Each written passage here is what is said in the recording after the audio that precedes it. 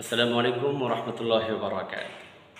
প্রিয় দর্শক শ্রোতা, দেশ এবং প্রবাস থেকে যারা দেখছেন ও শুনছেন সকলের প্রতি আন্তরিক পবিত্র ঈদুল আজহার শুভেচ্ছা ও ঈদ মুবারক। আজ একটি গুরুত্বপূর্ণ একটি হাদিস নিয়ে আপনাদের সম্মুখে উপস্থিত হয়েছি।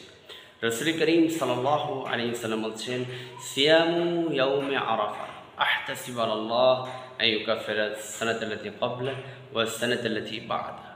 রসুল বলছেন, যারা আরাফা দিবসের একটি রোজা রাখবে, আল্লাহ রাব্বুল আলামিন তার পূর্বের এক বছরের গুনাহ এবং পরবর্তী এক বছরের গুনাহ আল্লাহ তাকে মাফ করে দেবে।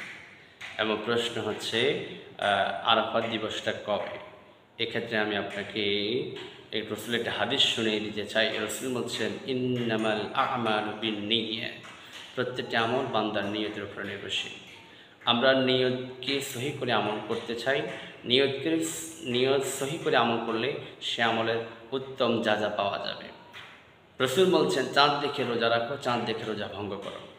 আমরা যদি চাঁদ দেখে রোজা রাখি আবার চাঁদ দেখে রোজা ভঙ্গ করি, তাহলে আমরা চাঁদের উপর নির্ভর করে যদি দিন গণনা করি, তাহলে চাঁদ দেখে জিলহজ মাসের তারিখ গণনা করা আমাদের দায়িত্ব। আল্লাহ সুবহানাহু ওয়া তাআলা বলছেন, ওয়াল ফাজর ওয়া লায়ালিন আশর ওয়াশ শাফি ওয়াল ওয়াতর ওয়াল লাইলি ইযা ইয়াসর। আল্লাহ সূরা আল ফাজরের প্রথম আয়াতে বলছেন ফজরের কসম, দ্বিতীয় আয়াতে বলছেন 10 রাতের কসম, তৃতীয় আয়াতে বলছেন জোর বিজোরের কসম, 4 নম্বর আয়াতে বলছেন বিগত হওয়া রাত্রির কসম। আল্লাহ কোনো একটি বিষয়ে গুরুত্ব আরোপ করলে সেখানে আল্লাহ কসম খেয়ে থাকেন। তদ্রুপ সূরা আল ফাজরের 2 নম্বর আয়াতে আল্লাহ তাআলা বলছেন, ওয়া লায়ালিন আশর, 10 রাতের কসম আল্লাহ খেয়েছেন। সকল মুফাসসির, মুহাদ্দিসে কেরাম, ফুকাহায়ে কেরাম ঐকমত পোষণ করেছেন 10 রাত বলতে জিলহজ মাসের 1 থেকে 10 তারিখকে বোঝানো হয়েছে।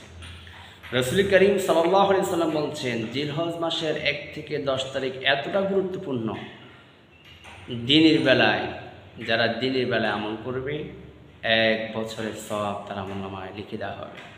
রাত্রেবেলায় যারা আমল করবে লাইলাতুল কদরের মর্যাদা তাকে দেওয়া হবে এবং লাইলাতুল কদরের যে সওয়াব, সেই সওয়াব তার আমলনামায় লিখে দেওয়া হবে। এতটা গুরুত্বপূর্ণ একটি ইবাদত আমল আমরা কেন ছেড়ে দেব?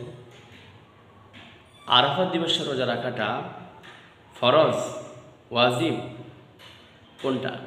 না, আরাফা দিবসে রোজা রাখাটা ফরজ না, এটা ওয়াজিব না, এটা রসুলের সুন্নাত, নফল রোজা।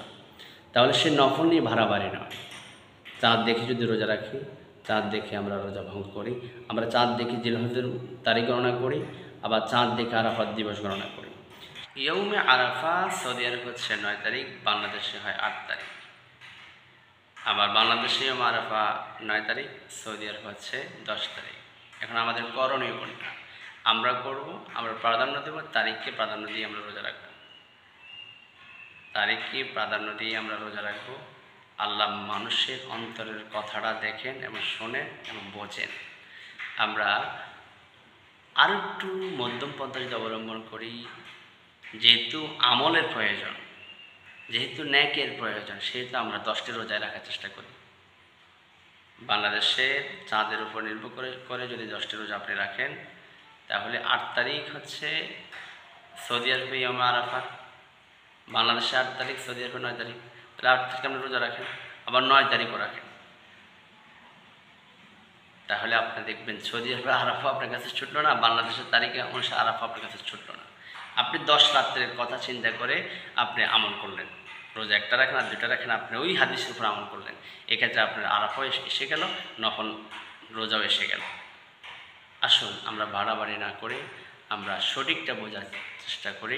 হাদিসে এসেছে ইয়ৌমে আরাফা, আবার 8টা জায়গা রাসূল বলছেন 8 তারিখ হচ্ছে ইয়ৌমুত তারবিয়া, 9 তারিখ ইয়ৌমে আরাফা, 10 তারিখ ইয়ৌমুন নাহার।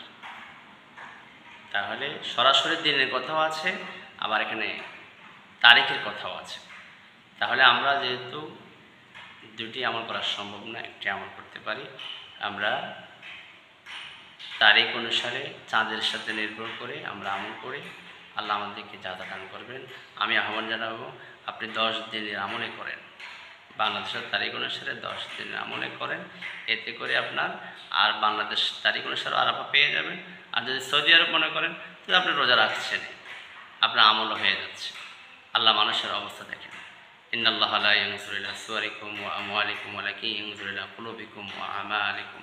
আল্লাহ মানুষের সৌন্দর্যের দিকে তাকাবেন না, সম্পদের দিকে তাকাবেন না, আল্লাহ মানুষের হৃদয়ের অবস্থার দিকে তাকাবেন, কলবের দিকে তাকাবেন, তাকওয়ার দিকে তাকাবেন। আসুন আল্লাহ তাআলা আমাদেরকে সঠিক বুঝ দান করুন।